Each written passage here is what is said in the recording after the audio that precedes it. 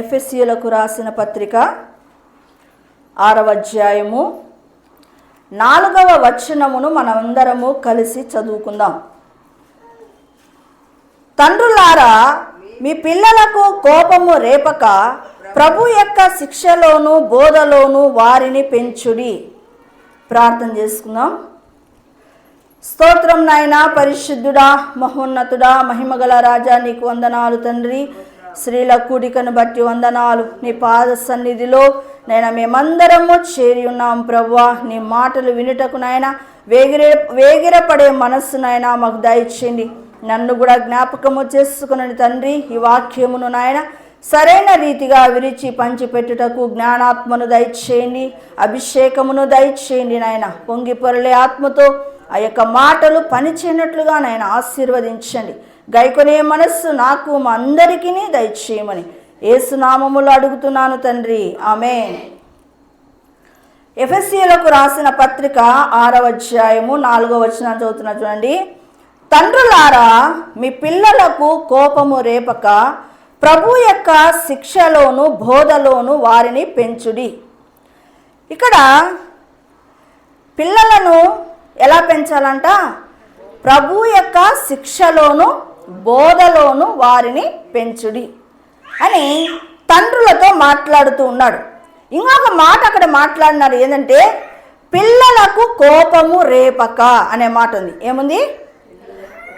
పిల్లలను కోపము రేపక.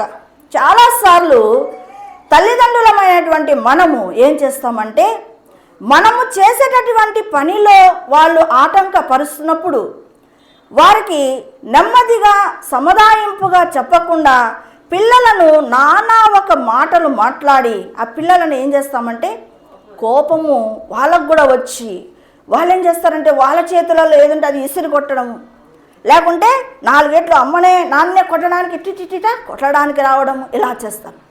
అందుకే దేవుడు ఏమంటాడంటే, నువ్వు తల్లివి తండ్రివి అయినంత మాత్రాన నువ్వు విచ్చలవిడిగా పిల్లలను మాట్లాడకూడదు. పిల్లలను అర్థము చేసుకొని పిల్లలను వాళ్ళ యొక్క స్వభావ రీత్యా ఎలా ఉన్నారో చూసుకొని వాళ్ళ కోపము రేపకుండా వాళ్ళను పెంచాలి. దేంట్లో?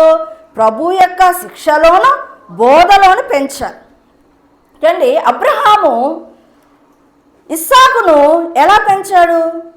అసలు బలి ఇస్తున్నాడు అని తెలిసి కూడా విధేయత చూపేటటువంటి ఒక మంచి తండ్రిగా ఆ యొక్క ఇస్సాకును పెంచాడు. ఇస్సాకునే కాదు, ఇస్సాకుకు భార్యను తీసుకురావడానికి తన పెద్ద దాసుడైనటువంటి ఎలియాజరును పంపిస్తాడు. చూడండి, ఎలియాజరు ఆ నాహోరు పట్టణానికి వెళ్ళాడు, రిబ్కాను కనుక్కోవడానికి వెళ్ళాడు. అంటే ఊరు ప్రారంభంలో ఏముంటుందంటే బావి అనేది ఉంటుంది. ఆ బావి దగ్గర ఎలియాజరు కూర్చున్నాడు. చూడండి, అబ్రహాము చెప్పిన మాటలన్నిటినీ మనసులో పెట్టుకొని బయలుదేరాడు ఎలియాజరు బావి దగ్గర ఏం చేశాడో తెలుసా? తన ఒంటెలను మోకాలుంచి, ఆ మాట చూడండి, ఆదికాండము 24వ అధ్యాయము 11వ వచనం చూడండి. సాయంకాలమందు స్త్రీలు నీళ్లు చేదుకొనవచ్చు, వేళకు ఆ ఊరి బయటనున్న నీళ్ళ బావి యొద్ద తన ఒంటెలను మోకరింప చేసి ఇట్లా నేను, నా యజమానుడగా అబ్రహాము దేవుడవైన యెహోవా అని ప్రార్థన ప్రారంభించాడు. చూడండి, ఎలియాజరు ఒక పెద్ద దాసుడు, ఆ ఇంటికి పెద్ద దాసుడు. అయితే ఎలియాజరు కూడా ఏం చేస్తున్నాడు? తన ఒంటెలను మోకరింప చేస్తూ ఉన్నాడు. అంటే అబ్రహాము ఇంటిలో ఏముందని మనకు అర్థమవుతుంది? ప్రార్థన ఉంది. ఆ ప్రార్థన తన కుమారుడికి నేర్పించడం జరిగింది. లేకపోతే సాయంకాలం వేళన పొలములో వాక్యమును ధ్యానించేటటువంటి భక్తి జీవితాన్ని ఇస్సాకు కలిగి ఉన్నాడు.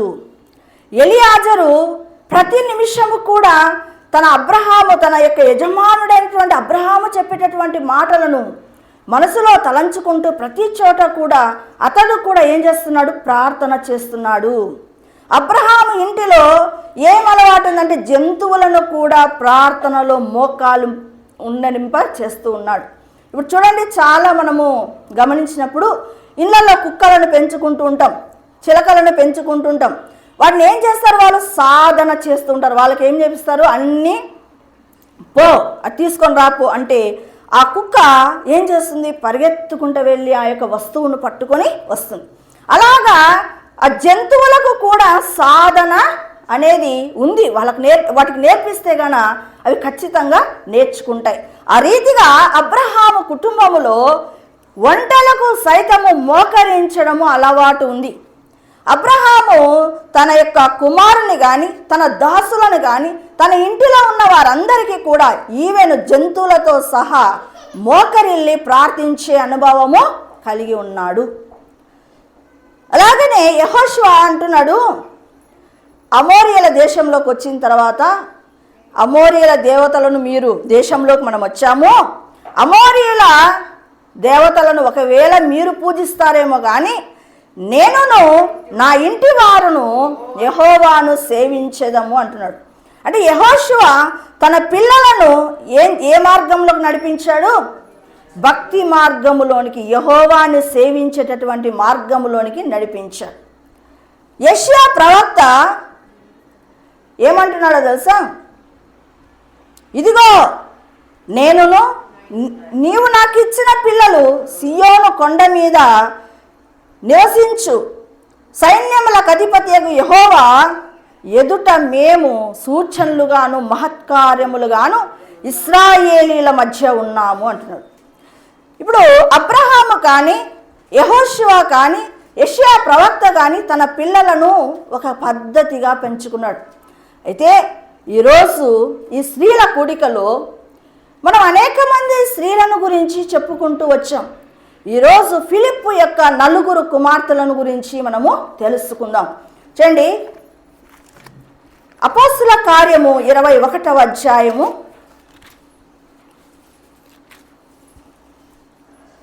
7వ వచనం నుంచి చదువుతున్నాను, చూసుకోనండి. మేము తూరు నుండి చేసిన ప్రయాణము ముగించి తొలమాయికి వచ్చి సహోదరులను కుశలమడిగి వారి యొద్ద ఒక దినముంటిమి.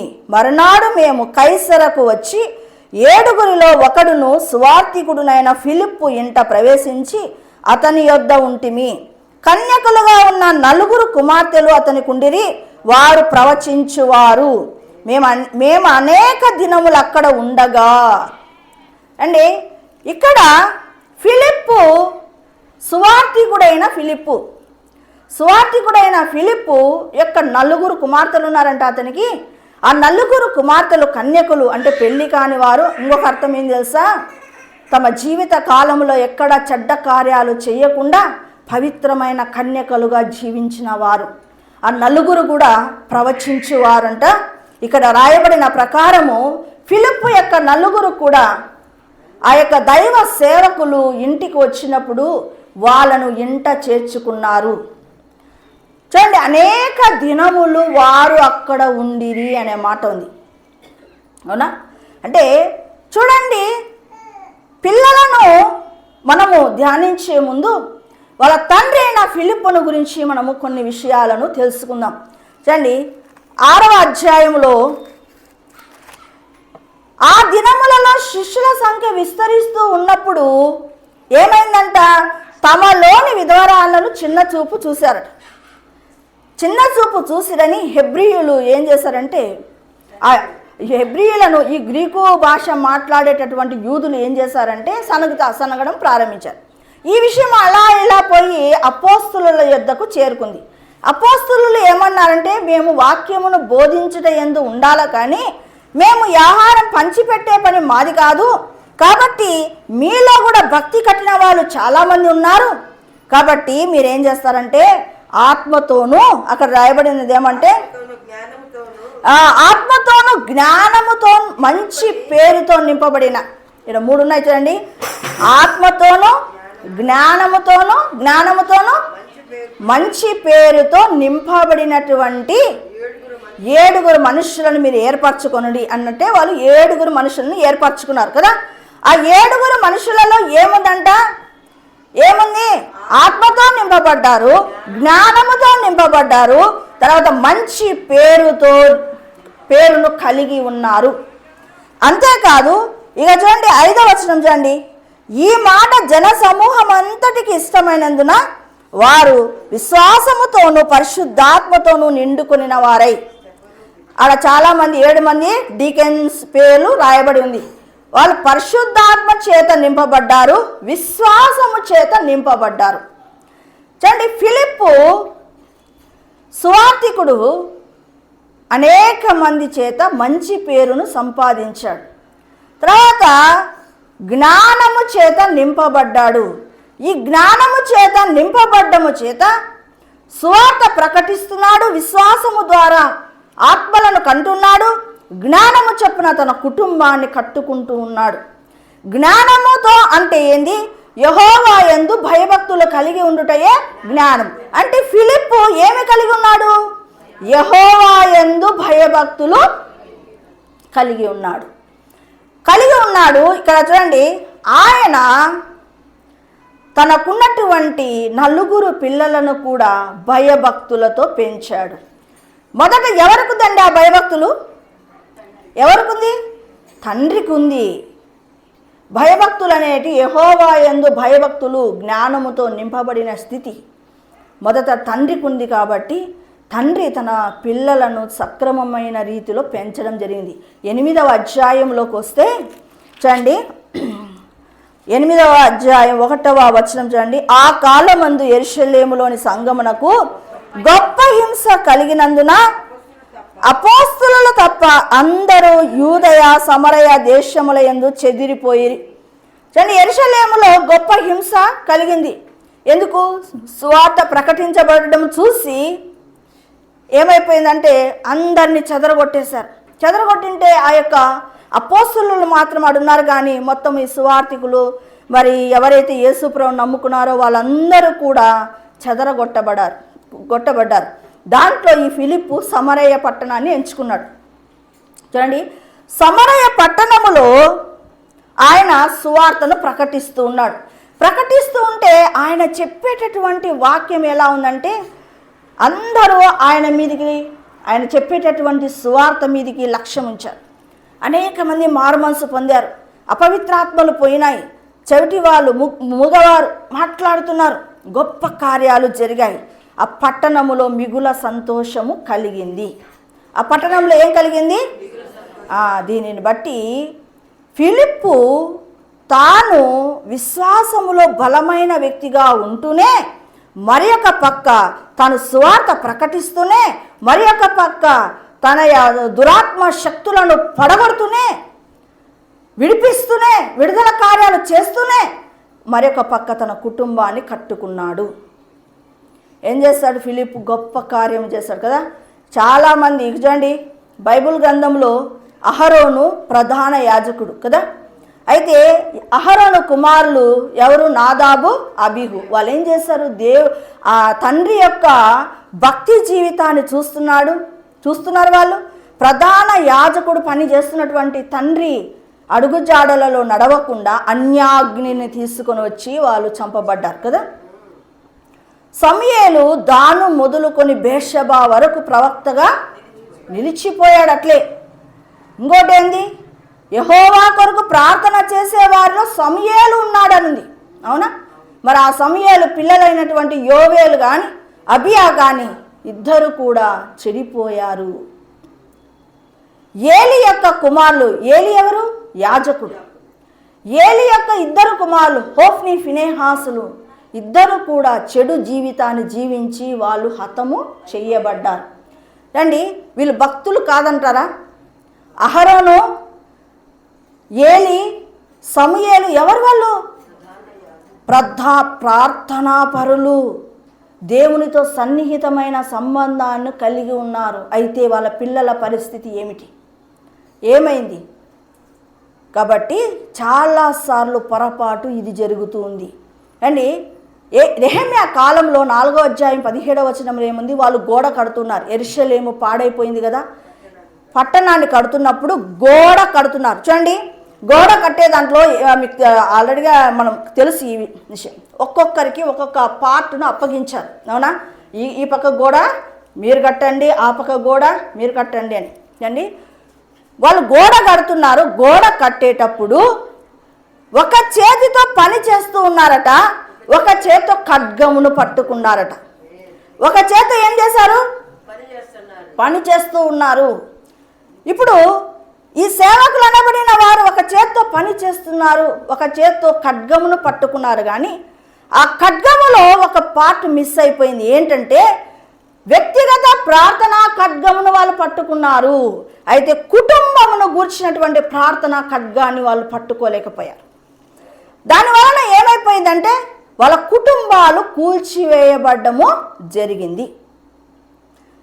కాబట్టి నేను చాలాసార్లు చెప్తాను, సేవకుల కుటుంబాలలో పిల్లలు ఎందుకు చెడిపోతున్నారు అంటే సేవ సేవ సేవ అని బయలుదేరి వ్యక్తిగతమైన వాళ్ళ కుటుంబాలు పాడవుతున్నాయి. అందుకే కదా నేను అనేక సంవత్సరాల నుంచి సేవ ప్రారంభించినప్పటి నుంచి కూడా, అంతకు ముందు నుంచే నేను ప్రతి బుధవారము పిల్లల విషయమై ఉపవాసం ఉండి ప్రార్థన చేస్తాను.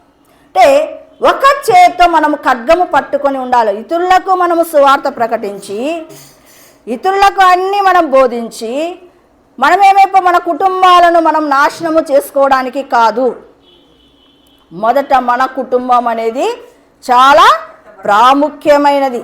కాబట్టి చూడండి, మన యొక్క ప్రభావము మన ఇంటిలో ఉండాలి. చూడండి, లూదియా ఏం చేసింది? తన లూదియా యొక్క ప్రభావము కుటుంబం అంతటి మీద పడింది. లూదియా యొక్క ప్రభావము చూడండి, లూదియా మారుమనసు పొందిందంటే ఆమె ప్రభావం ఎంత ఉందో చూడండి ఆ కుటుంబంలో. అవునా, మా ఇంట్లో పెద్ద, మా తల్లి లేకపోతే మా అక్క మారుమనసు పొందిందా, ఆమె ఆ కార్యము చేసిందంటే అది ఖచ్చితంగా సరైన మార్గమే అని అందరూ నమ్ముకునేటటువంటి స్థితిలో లూదియా ఉంది. అంటే లూదియా ముందుగానే ఏముంది? భక్తి కలిగి ఉందా లేదా? అవునా. తర్వాత కొర్నేలి కూడా యెహోవా యందు భయభక్తులు కలిగి ఉన్నాడు. ఆయన ఎదుట ఒక సువార్త వినిపించబడినప్పుడు కొర్నేలి యొక్క ప్రభావము తన ఇంటి వారందరి మీద పడింది. ఇంటి వారందరూ కూడా మారు మనస్సు పొందారు. శతాధిపతిని తీసుకుంటే శతాధిపతి యొక్క ప్రభావం అంతా వాళ్ళ ఇంటి మీద పడడము జరిగింది. మరి మన మీద ఉన్నటువంటి ప్రభావము మన ఇంటి మీద పడాలి. మన ఇంట్లో మన పిల్లలను పెంచుకునే జ్ఞానము మనం కలిగి ఉండాలి. ఇంట్లో జ్ఞానం చొప్పున మనము మన బిడ్డలను పెంచాలంటే మొదట మనకు ఉండాలి. మొదట లూదియాకు ఉంది, మొదట కొర్నేలికి ఉంది, మొదట ఎవరికి ఉంది? పైన ఉన్నటువంటి ఎవరైతే ఇంటికి యజమానులుగా ఉన్నారో వాళ్ళకు ఉంది. చూడండి, చాలాసార్లు పిల్లలకు మనం ఏం చెప్తామో తెలుసా? చిన్నోడు ప్రార్థన చేసుకోపో, యేసయ్య వింటాడు. వాక్యం చదువుకోపో, మంచిగా నీవు మంచి అలవాట్లు నేర్చుకోవాలి అని మంచి అలవాట్ల గురించి పిల్లలకు చెప్తాం. ఆ మంచి అలవాట్లు మనకు ఉండవు. ఫస్ట్ ఎవరికి ఉండాలా? తల్లికి తండ్రికి ఫస్ట్ మనకు ఉండాలి. చిన్నోడు టీవీ గంటలు గంటలు చూడొద్దు నాన్న, చెడిపోతావు. నువ్వు చేసే పని ఏంటి? నువ్వైతే సెల్ ముందర ఉంటావు. ఒకటి ఎగ్జాంపుల్ చెప్తాను. ఒక పోస్టర్ ఉంది, ఆ యొక్క పోస్టర్లో జాన్ వెస్లీ ఫోటోను వేశారు. వాళ్ళ తల్లి కన్నీటిని వేశారు. ఆ కన్నీరు ధారలే ప్రవహిస్తూ ఉంది. అది జాన్ వెస్లీ దగ్గరికి ప్రవహిస్తూ ఉంది. అక్కడ ఒక కొటేషన్ రాయబడింది, ఏంటంటే నా తల్లి కన్నీటిలో నేను కొట్టుకొని వచ్చాను. నా తల్లి కన్నీటిలో నేను కొట్టుకొని వచ్చాను. ఆ పక్కలో ఇంకొక పిక్చర్ ఉంది. ఒక మంచం వేయబడింది. ఆ మంచం మీద తల్లి సెల్ చూసుకుంటూ ఉంది. ఆ పక్కన పిల్లవాడు మంచం నుంచి కింద పడ్డట్టుగా చూపించారు. అయితే ఆ కింద పడుతున్నా కూడా తల్లి గమనించుకోవటంలే. ఆమె ఎక్కడుంది? సెల్లులో మునిగిపోయి ఉంది. రండి, అందుకు మొదటగా ఫిలిప్పు లాగా తన యొక్క కుటుంబం, మన యొక్క కుటుంబాలను కట్టుకోవాలంటే కన్నీటి ప్రార్థన చేయాలి. మన బిడ్డల విషయమై మన కన్నీరు మున్నీరుగా విలపించినప్పుడు ఆ యొక్క కన్నీరంతా కవిలలో దాచబడతాయి. ఏదో ఒక రోజు కొట్టుకొని దేవుని సన్నిధికి బిడ్డ నడిపించబడము జరుగుతుంది. జాన్ వెస్లీ లాగా. నేను ఇంతకుముందు ఒకసారి చెప్పాను, ఒక సేవకుడు తన కుమారుడికి ఒక విషయం ఎప్పుడు కూడా ఒకటి చెప్పేవాడు, నాన్న ప్రతి ఆదివారము మనము చర్చ అయిపోయిన తర్వాత కరపత్రికలు పంచడానికి వెళ్దాం. ఆ పిల్లవాడి పేరు స్టాన్లీ. ప్రతి ఆదివారం ఇలాగే సాగుతుంది. ప్రతి ఆదివారం చర్చ అయిపోతేనే వాళ్ళ నాన్న కొన్ని కరపత్రికలు, తన కుమారుడు కొన్ని కరపత్రికలు తీసుకొని బయలుదేరి ఇంటింటి డోరు కొట్టి యేసు నిన్ను ప్రేమిస్తున్నాడని కరపత్రిక ఇస్తూ వచ్చారు. ఇలాగా జరుగుతున్న సమయంలో ఒక రోజు ఆదివారంన భారీ వర్షం కురిసింది. భారీ వర్షం కురిసింటే వాళ్ళ నాన్న ఏమన్నాడంటే, నాన్న ఈరోజు భారీ వర్షం వస్తుంది, వద్దులే ఈరోజు మనం ఇంకొక ఆదివారం పంచుదాంలే అన్నాడు. అంటే పిల్లవాడు అన్నాడట, డాడీ ఈరోజు ఎవరైనా మారు మనసు పొందేది ఉంటే ఎట్లా, నేను వెళ్తాను. వద్దులే నాన్న అంటుంటే వాళ్ళ తండ్రి వారిస్తుంటే కూడా వాళ్ళ కుమారుడు కొన్ని కరపత్రికలు చేత పట్టుకొని ఇంటింటి డోర్ దగ్గరికి వెళ్ళి కొట్టి, ఇలాగ తలుపును కొట్టి వాళ్ళు బయటికి వస్తే యేసు నిన్ను ప్రేమిస్తున్నాడు అని చెప్తున్నాడు.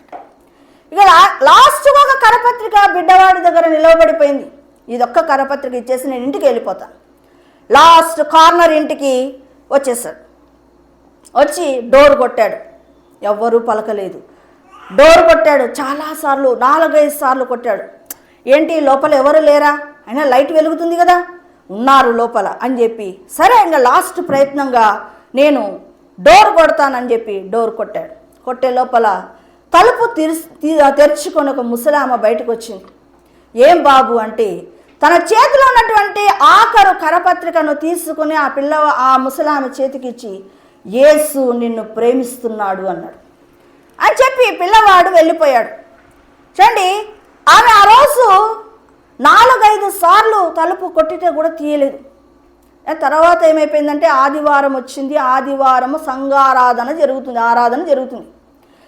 ఎవరైనా సాక్ష్యాలు చెప్పేవాళ్ళు ఉంటే రండి ముందుకు వచ్చి సాక్ష్యం చెప్పండి అన్నారు. వెంటనే చివరి బెంచిలో కూర్చున్నటువంటి ముసలామె నడుచుకుంటూ ముందుకు వచ్చింది. వచ్చి సాక్ష్యం చెప్తుంది, ఈరోజు నేను బ్రతికి మీ మధ్యలో నిలబడ్డానంటే కారణము ఈ చిన్న బిడ్డ అని వెస్లీని చూపించి ఆమె సాక్ష్యం చెప్పడము ప్రారంభించింది. నేను మొన్నటి దినము నేను చనిపోవలసింది, నాకు బిడ్డలు ఉన్నారు, నన్ను ఎవరు చూసుకోవటం లేదు, నేను ఒంటరి దాన్ని అయిపోయినాను అని చాలా దిగులుతో, వేదనతో, ఆర్థిక ఇబ్బందులతో కొట్టుమిట్టాడుతున్నటువంటి నేను ఈ భూమి మీదేగా జీవించడం ఎందుకు, నా తనువు చాలిస్తాను అని అనుకుందట. అనుకొని ఆ ఉరితాడు కూడా కట్టుకుంది. తన యొక్క జీవితమును ఇక సమాప్తము చేసుకుందామని అనుకుంటున్న టైంలో ఎవరు తలుపు కొట్టారు? స్టాన్లీ తలుపు కొట్టాడు. స్టాన్లీ ఇచ్చినటువంటి ఆ కరపత్రికను ఎట్లా నేను చనిపోతున్నాను కదా అని ఆ కరపత్రికను చదివి చనిపోదామని చదివింది. చదివినప్పుడు ఆమెకు అర్థమైంది, నాకు కూడా ఒక తోడు ఉన్నాడు, యేసయ్య నాకు తోడు ఉన్నాడా, ఈ లోకంలో ఎవరు లేరు అనుకున్నానే, యేసయ్య నాకు అన్యా అని నేను చనిపోను, నా యేసయ్య నాకు ఉన్నాడని ఈ పిల్లవాడిచ్చిన కరపత్రిక ద్వారా నాకు తెలిసిందని చెప్పి ఆ యొక్క కరపత్రికను తీసుకొని ఆ యొక్క స్టేజీ మీదకి వచ్చి ఆమె సాక్ష్యం చెప్పి మారు మనసు పొంది తన జీవితాన్ని మార్చుకుంది. చూడండి, తండ్రి తన కుమారుడికి ఏం నేర్పించాడు? కరపత్రికలు పంచడము నేర్పించాడు. కాబట్టి తండ్రి ఒక పక్క కరపత్రికలు పంచుతూ ఉన్నాడు, తన కుమారుడి చేత పంచిస్తూ ఉన్నాడు. కాబట్టి మనం ఏం చేస్తామంటే మన పిల్లలను ఏదో సరైన మార్గములో పెంచాలని అంత హితబోధలు చేస్తాం, కానీ ఆ హితబోధలు మనలో మాత్రము ఉండవు. దేవుడు ఈరోజు నీతో నాతో మాట్లాడుతున్నటువంటి విషయం ఏంటంటే, ఫిలిప్పు మొదట విశ్వాసములో బలవంతుడు, ఆత్మాభిషక్తుడు, తర్వాత తన జ్ఞానముతో నింపబడిన వాడు, యెహోవా యందు భయభక్తులు కలిగినవాడు. ఆ రీతిగానే ఫిలిప్పు యొక్క 4 కుమార్తెలు ఏమనుందంటే ప్రవచించువారు అని. అభిషేకము పొందుకున్నప్పుడు ప్రవచన వరము వస్తుంది. అక్కడ ఎన్నో వరాలు ఉన్నాయి కదా, 9 కృపవరాలలో ప్రవచించు వరము కూడా ఒకటి. అంటే బిడ్డలు ఎటువంటి ఆత్మీయ జీవితంలోకి నడిచారు? మారు మనసు పొందారు, రక్షణ నిశ్చయితను పొందుకున్నారు, పరిశుద్ధపరచబడ్డారు, ప్రథమ ఫలముల పండుగలు చేసుకున్నారు, అభిషేకించబడ్డారు.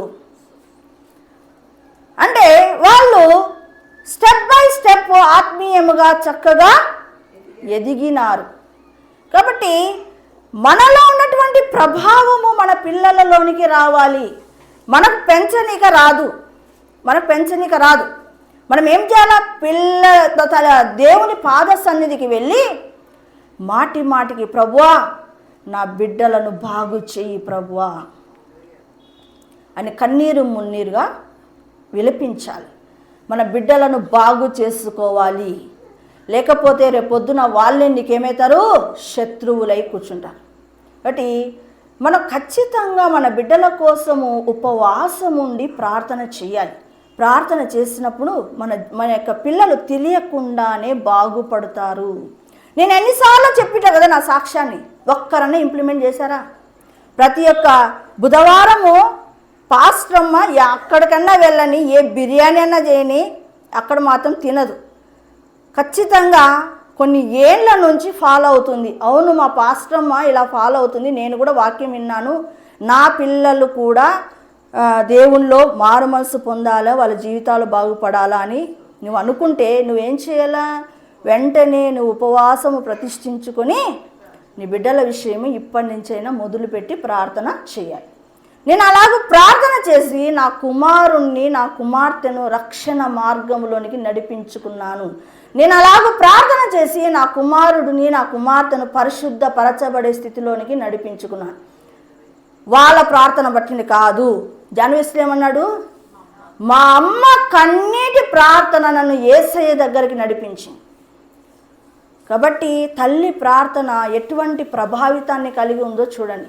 కాబట్టి ఫిలిప్పు యొక్క 4 కుమార్తెలు ఎలాగూ బాగుపడ్డారో ఆ రీతిగా నీవు నేను మన పిల్లలను పెంచుకోవాలి, ఆ రీతిగా మనం నడిపించుకోవాలి. లేకపోతే పిల్లలు రేపొద్దున నీకు చాలా, ఇప్పుడున్న జనరేషన్ ఎటువంటిది? చాలా విచ్చలివిడి జనరేషన్. అటువంటి జనరేషన్ని మనం పెంచలేము. ఒక్క యేసయ్య మాత్రమే పెంచగలుగుతాడు. కాబట్టి సేవకులైనటువంటి, మరి ముఖ్యంగా సేవకులు ఏం చేయాలంటే ఒక పూట ఉపవాసం ఉండి తమ బిడ్డల కోసము ప్రార్థన చేయాలి. ఇక్కడ నేను 3 సేవకులను ఎగ్జాంపుల్ చెప్పాను. ఏంటి? సమూయేలు కానీ, అహరోను కానీ, తర్వాత ఏలి కానీ వాళ్ళు ప్రార్థనాపరులు కాదా? ప్రార్థనాపరులే. కానీ ఆ ప్రార్థనలో కుటుంబమును ఎక్కడో నిర్లక్ష్యపరిచారు. మొదట మనము ఇంపార్టెంట్, మన కుటుంబం ఇంపార్టెంట్, తర్వాతనే బయటికి నీ ప్రభావము పోవాలి. కాబట్టి మన కుటుంబాన్ని సరిచేసుకుంటూనే ఏం చేయాలా? ఇతరులను కూడా బాగు చేస్తూ వెళ్ళాలి. కాబట్టి మనము ఈ విషయాన్ని జ్ఞాపకం పెట్టుకొని మన యొక్క కుటుంబాలను సరి చేసుకుందాం. ఫిలిప్పు కుమార్తెలాగా మనము కూడా మన బిడ్డలను సరి చేసుకుందామా? ప్రార్థన చేస్తాం. స్తోత్రం నాయన, పరిశుద్ధుడా, మహోన్నతుడా, మహిమగల రాజా, నీకు వందనాలు, స్తోత్రాలు చెల్లిస్తున్నాను తండ్రి. ఈరోజు నాయన ఫిలిప్పు యొక్క 4 కుమార్తెలు నాయన ఎలాగున్నారో నువ్వు తెలియజేస్తున్నావు. వారు ప్రవచించేవారని, ఆతిథ్యం ఇచ్చేవారని, అయ్యా ఇదిగో పరిచర్య చేసేవారని తండ్రి నువ్వు తెలియజేస్తున్న రీతిని బట్టి కూడా నీకు వందనాలు, స్తోత్రాలు ప్రభువా. దేవా ఇదిగో ఆ రీతిగా మా పిల్లల విషయమై దేవా మేము కూడా కన్నీరు మున్నీరుగా దేవా విలపిస్తూ మా పిల్లలను సరి చేసుకోవడానికి నాయన సహాయం చేయండి నాయన. జాన్ వెస్లీ ఎలాగో ఒక గొప్ప దైవజనుడు అయ్యాడు, ఆ రీతిగా మా పిల్లలను తయారు చేసుకునే శక్తి మాకు కూడా దయచేయండి. విత్తబడినటువంటి ఆ మాట మా హృదయములో, అంతరంగంలో ఫలింప చేయమని యేసు నామములో అడుగుతున్నాను తండ్రి. ఆమేన్. యేసు రక్తమే జయం, ప్రవేశ రక్తమే జయం, ప్రవేశ సంపూర్ణ జయం కలుగునుగాక. ఆమేన్.